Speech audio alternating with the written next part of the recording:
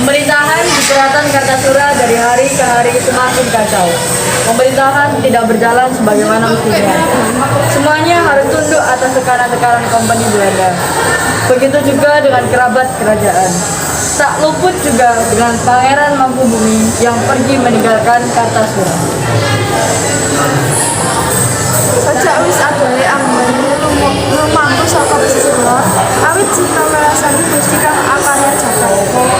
Kan pesisir lor bisa Menika sampun sanesipun Kanjeng Pangeran, awit menika sampun dados kagungan panjenengan. Lawuh menika sampun dipun paringaken kamila inggih kedha wangsul dumateng panjenengan malih.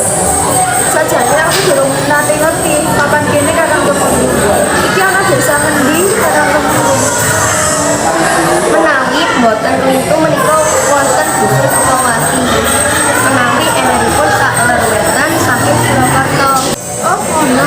Yen mangko sikati-nati aja nganti ponakan. Urung tak ngono para kompeni bakal ngrupi ana ing kene.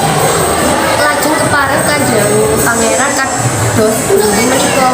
Mengapa badhe masawira wonten mriki? Tak kira ing Sukawati kene panggonan kang pinter. Amarga iki katone alas gede gumbi wangi. Yen menika kakang Tumenggung Buwana ndekake pakuwon. Sawetara wektu Masandra ana ing Sukawati luwih dhisik. Padepokan Druju, lereng Gunung Lawu diawali dengan repat, kemudian datanglah Denmas Said bersama Ki Ajar Adirasa di panggung atas. Wonten wigatos menapa Ki idene panjenengan dawuhi kula kampir wonten ing Padepokan Druju menika? Inggih Nak Mas, kula namung badhe matur gili sawingking panjenengan sampun trotong-trotong saking Tejo Kamboyan. Awit menika wonten sambetipun semenan eyang dalem inggih Ratu Anggun garwanipun Sunan Amangkurat.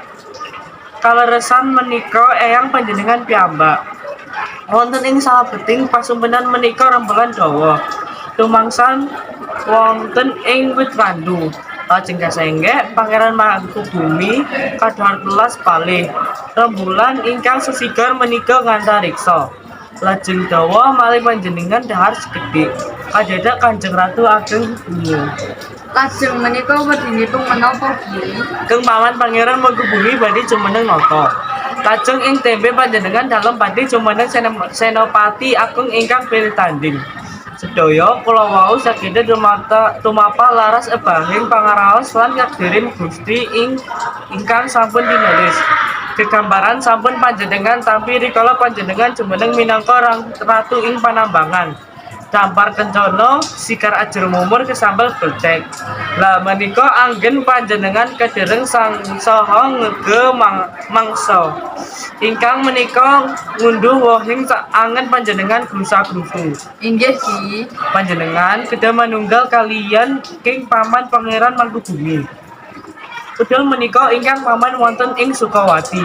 Nanging sakderengipun kaprenga panjenengan Torok Brata wonten ing Redi Bangun utawi Giri Bangun. Mugi atuka sarana piyandel wonten ing salebeting paprangan.